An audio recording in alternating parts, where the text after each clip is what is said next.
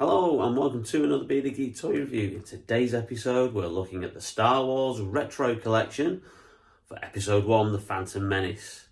Stay tuned. 1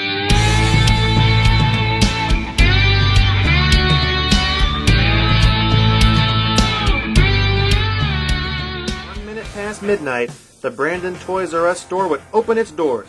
The occasion? The debut of Star Wars Episode 1, The Phantom Menace toy line. Welcome back to the channel, and in today's video we're looking at the Star Wars Retro Collection, The Phantom Menace. Yes, 6 figures in that retro Kenner style, based on the very first prequel, Episode 1, which was released way back in May 1999. This was released last year for the 25th anniversary of the movie, and obviously we had quite a few products. We had some stuff in the Vintage Collection and also in the Black Series. But they also did this wave, which was really kind of cool. And if you were around back then, you will have probably remember when the toys were launched, round about the end of March, early April 1999. So before the film came out, it led to obviously quite a busy time at certain toy stores. So let's cast our minds back to April 99 and just have a look at how manic those times were. Blast the doors open at 12:01 a.m. Hey, we're talking Toys R Us here. Outside, the crowd knew what they wanted. Star Wars figures. You gotta have them, they're coming out. The line stretched down the sidewalk. Every Jedi was anxious for their first glimpse at the new characters and especially the inflatable rafts. Do you know what? I remember those times well, and I think even I went to my local Toys R Us and picked up some figures before I saw the movie. Such was the power of obviously Star Wars, and a 16-year-long wait to actually see Episode 1, obviously, because George Lucas had just stopped making Star Wars films after Return of the Jedi. And then we got the kind of like the news that he was going back to the franchise, and then we got the special editions in 97, and then finally the first of the prequels 2 years later. So these are done in the Kenner style. Obviously, they've re-released certain figures from the original Kenner line. That was released back in 78 to 85. And obviously, they're from Star Wars, Empire Strikes Back, and Return of the Jedi, with the odd figure that they never did for the line that they've then put into that. And then disappointingly, recently, the Retro Collection has kind of moved to promoting the Disney Plus series. And yeah, the first couple of Mandalorian waves were okay, but then I kind of really lost interest. I didn't get the Book of Boba Fett wave. I got the Obi-Wan Kenobi wave. As you can see, this is older Obi-Wan Kenobi here. So I picked up, obviously, that wave, but I didn't pick it up full price. Picked it up very very and then obviously you had the Acolyte Retro wave, which I didn't even touch because I didn't enjoy the series. It really was 8 episodes of just nothing. It had the odd good episode, but as a whole, it really wasn't that good. And and then we've got this, and then also last year they did another prequel Retro Collection set, which bizarrely was 3 figures from Episode 2, Attack of the Clones, and 3 figures from Episode 3, Revenge of the Sith. So rather than giving each movie its own 6-figure wave, they've kind of split it. So I don't know whether this is a new direction for Hasbro, because the next Retro Collection that they've announced that they're putting out later this year is going back to the original Star Wars and is focusing on those figures that Kenner never made. So that's going to concentrate on characters from A New Hope. It has one existing figure in there, which is Walrus Man. Now, whether he's going to be the same figure as what we got in 1979, or whether he's going to be a complete retool, similar to what Stan Solo did recently with Greedo, to make it more movie accurate, I don't know. But the rest of those 5 figures in that 6-figure wave are figures that Kenner, and Palitoy never did. So you're going to have finally a Han Solo in Stormtrooper outfit, which is one of the very first figures that Stan Solo did. And those Stan Solo, Han Solo figures go for quite a lot of money on the secondary market. So it'll be interesting to see how that affects that, and whether the official Kenner Hasbro version will knock that down in price. You're also getting a Luke Skywalker in his Yavin ceremony garb, that yellow leather jacket that he had with the medal round his neck. You then are also getting your Rebel Trooper from the opening of the film, from the Tantive 4, which again is a figure that Stan Solo has recently done. And then you're getting a Dr. Evazan to go with Walrus Man, naturally. And then finally, the sixth figure in that wave is going to be a Sand Trooper. And the Sand Trooper is one figure that's just recently been done by another custom figure, kind of like bespoke company called the Next 17. And Toy Polloi does some reviews of their stuff. And their figures look really, really cool, up to the standard of Stan Solo. Really professionally made. You would not realise that they weren't an original Kenner figure if you didn't know your stuff about that. Anyway, let's move this guy out of the way. This six figures comes in obviously its own little box, similar to what the New Hope last 12 figure set came in. You got some lovely pictures there of the characters. You've got obviously the Phantom Menace at the side there. You've got all the legalese at the bottom with the safety bump. You got the same bit there, and then on the back you've got exactly the same thing as the front. So there you go. So without further ado, let's open this up and let's have a look at these figures individually. It was 0 hour. I don't even care. Just give me a toy. The action figure aisle filled up quicker than mud wrestling night at Jabba's palace. So as you can see, they're nicely packed tightly in there. So hopefully that means there's no warping of the cards. Again, one thing that I've criticised the retro collection for, especially compared to the Marvel Legends retro style figures, which they've stopped making. And then obviously the recent Indiana Jones retro figures that they did for the release of Dial of Destiny, is that they are on much firmer card backs, and the Star Wars ones have always been on very, very flimsy card backs. So I don't know which order that we're taking these out, so let's just take each one out and then have a look. I obviously am keeping these on card, but I will get rid of this absolutely ridiculously horrible oversized sticker using lighter fluid and cotton wool, because that's the easiest way to take that off safely without damaging the actual card back. Card back seems quite firmer, so that's an improvement. That seems about firm as the Marvel Legends ones.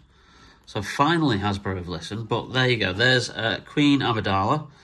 Now, obviously, these figures are not the reproductions of the ones that came out in 1999.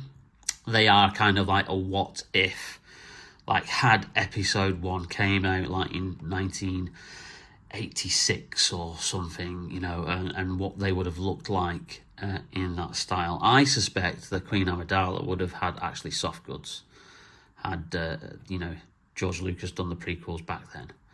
Well, there you go. Lovely choice of, you know, photograph there. Again, ruined by the bloody sticker. But, yeah, that figure looks cool. That really does look cool. And then an absolute waste on the back. All the legalese, which you don't get because they include it. Oh, no, they don't. Oh, for once, they've not included the little piece of paper in there. Well done, Hasbro. You're actually listening. They could easily shrink that back down to about there, and then they could put a bio, something more interesting on the back, like they've done with like the Indiana Jones retro card backs, and then the Marvel Legends retro card backs as well. But for some reason, yeah, it's like that's the laziest effort there ever is. But I've said that before. So that's Queen Amidala. She's really, really cool there. Let's have a look and see what the next one is.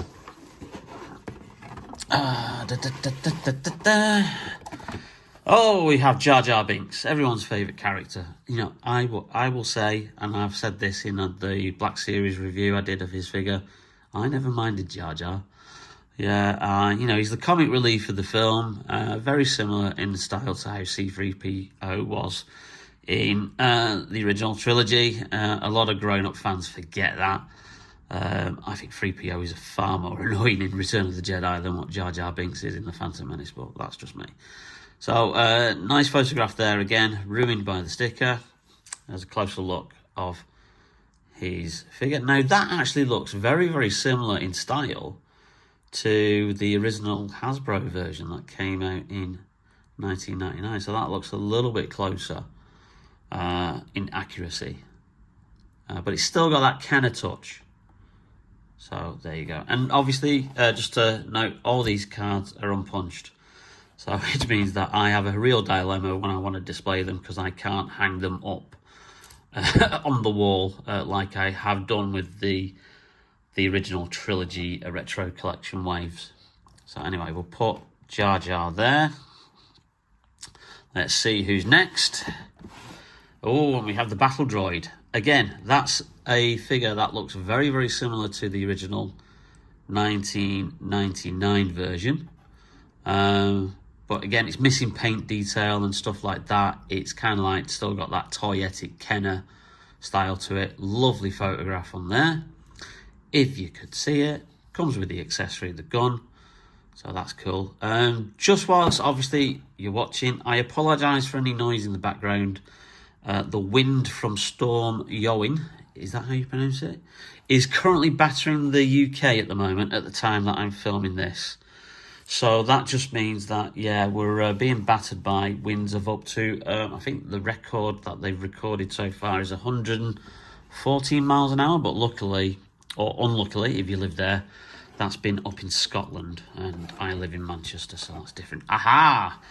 So apologies if you get some wind noise in the background. Darth Maul. Now, that looks really, really cool. I love that the saber is still in that Kenner style. Which obviously with the similar kind of ones that they released for The Empire Strikes Back and Return of the Jedi lightsaber welders. Again, really cool image of Darth Maul. Just the simplified version of the character. 5 points of articulation you've got there. So the head, the arms, the legs move, and that's it. Exactly like how these figures were in the late 70s and early 1980s. So that's Darth Maul. He's looking very, very cool. So that must mean the last two are going to be Jedi. So what have we got here? Hello there. We have the young Obi-Wan Kenobi. Great image of Ewan there on the front from the end battle scene, the Duel of the Fates. And again, look at that. Very, very kind of like toyetic Kenner style of the figure there. You're not going to really kind of like say, oh, that's great likeness of Ewan, because figures back then never really had likeness. And then you've got the Kenner style lightsaber. So that's really, really cool. Fantastic. So that's the fifth figure from the wave, which must mean the final one that we have is Qui-Gon Jinn. Again, this one comes with a soft goods cape, which is interesting. It looks kind of similar. I don't think... Oh, it might be. Is it similar to the one that the Obi-Wan Kenobi from the Disney Plus series one had? Interesting. Oh, they got the height right anyway. So, yeah, I'm not too sure. It might be brand new. It doesn't have these fold away bits on the front, unless that's there. But yeah, kind of a cool image of Liam Neeson, who obviously returned for that Disney Plus Kenobi series. Kenner style lightsaber.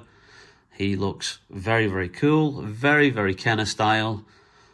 It's great to have these. I think I will probably get the other prequel box set that has the episode 2 and episode 3 figures, and then I am really, really looking forward to the New Hope box set that's going to be out later this year, that has 5 figures in there that Kenner never did originally. So It's a case of whether do you get that and then open them and add them to your original figures, or do you keep them on card, or you get 2 sets? Dilemmas for us collectors there. First thing I grabbed, one of these. Cheaper than KB. Of course, the trick was to see how much you could carry out without a basket.